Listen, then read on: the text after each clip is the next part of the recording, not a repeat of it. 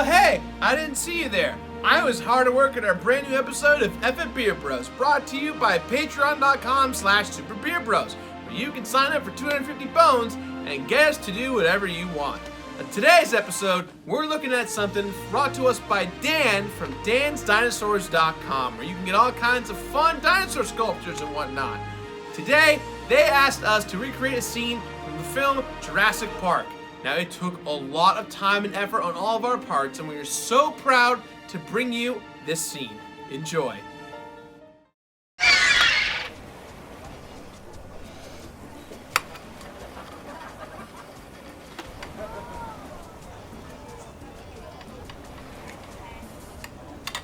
Oh, Dodson.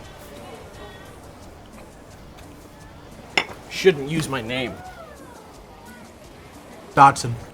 Dodson. We've got Dodson here. See? Nobody cares. Nice hat. What are you supposed to be? Some kind of a secret agent? $750 on delivery, 50,000 more for each viable embryo. It's 1.5 million if you get all 15 species off the island. I'll get them all. Remember, viable embryos, they're no use to us if they don't survive. How am I supposed to transport them? Bottom screws open. Oh, that's good. It's cooled and compartmentalized inside. Oh, you guys, Customs can even check it if they want to. Yeah, let me see. Go on. There's enough cooling inside for 36 hours. What, no minfo? The embryos have to be back here in San Jose by then. It's up to your guy on the boat. 7 o'clock tomorrow night on the East Dock. Make sure he gets it right. How are you planning to beat security? Oh, I've got an 18-minute window. 18 minutes and your company catches up on 10 years of research. Gracias, señor. Don't get cheap on me, Dodson. That was Hammond's mistake.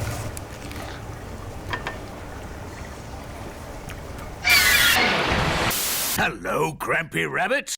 You come so far. I'm tired of all this stuff in my drawers!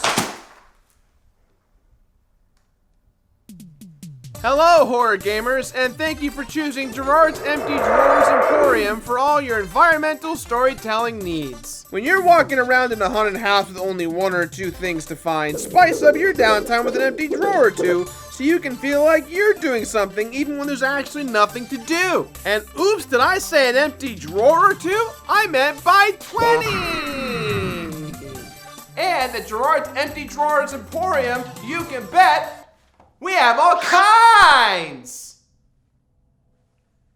We got drawers, we got cupboards, we got cabinets, we got chests, we got nightstands, we got hutches, we got pantries, we got shift ropes, we got pie safes. At Jirard's Empty Drawers Emporium, we guarantee that we'll have every single piece of furniture that you'll ever need, or your mattress is free!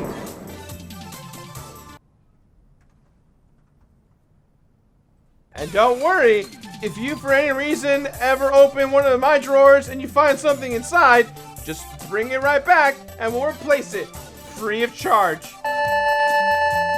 So come on down to Jirard's Empty Drawers Emporium.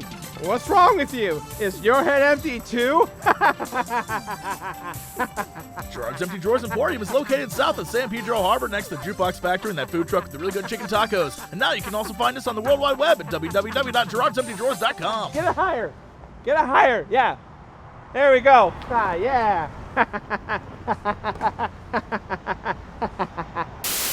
Oh, hi. Sorry about that. Didn't see you there. Jirard's Empty Drawer Emporium was requested by Robert, and the next bit was requested by Silje, who wanted us to recreate the story of Mega Man X entirely with bag puppets. Enjoy. So what's the plot of Mega Man X?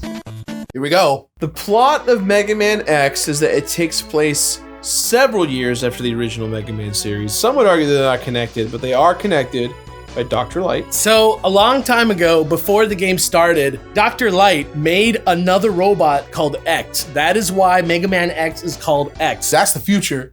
Eventually it gets to like the future's future, where like I think they're all dead, probably.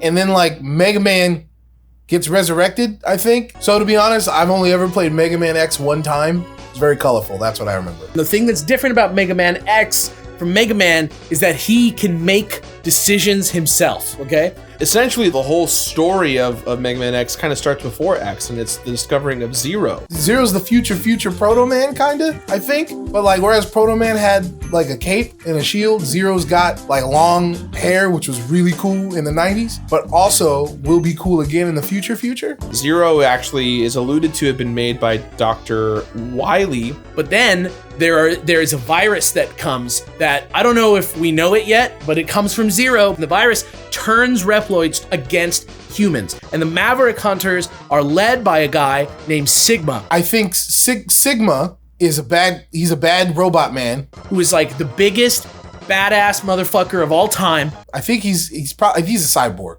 He just kills these fucking Reploids. He's doing his business, but then all of a sudden he gets taken over by the virus. He gets upset about something, and he like Skynets everything. He like does a Skynet virus, so all the robots that are supposed to be good turn into bad robots.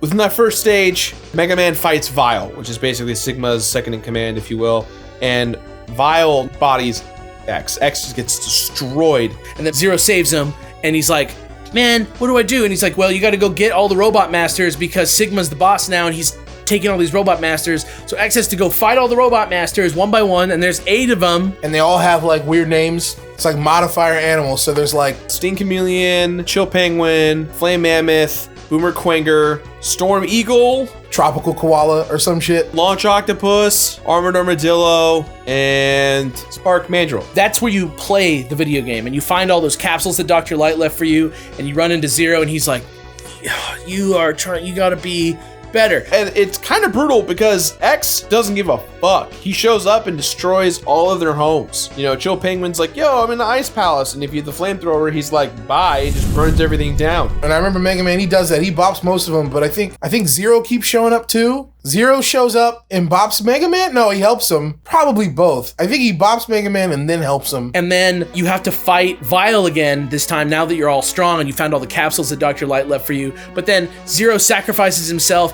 right at the end to save you, and then he's like, go on, and there's like half of Zero left, and X is like, no, Zero, what the fuck? And Zero's like, X, no, I'm a hero. And he dies, and then X has to go in and he has to fight Sigma and take him down. He's like, all right, let's fucking fight with lightsabers. Freaking Sigma's like, yeah, and just flies across and drill claws, and I don't know if he was a drill claw in the first game. Anyways, it's chaotic. And then he bodies Sigma. But here's the thing, Sigma doesn't die for like 6 games. And then at the end, of course, you get your obligatory, I'll get you next time moment. That's basically the plot / prequel story of Mega Man X. That's basically it. Oh, hey, I didn't see you there. So that's it for another episode of Eff It Beard Bros. You want to join up and get your own weird segment made? For $250, you can at patreon.com/superbeardbros. And if you ain't got the scratch, there's plenty of other tiers for you to join at where you can get all kinds of cool stuff too. So now, if you'd excuse me, I've got some watching to do.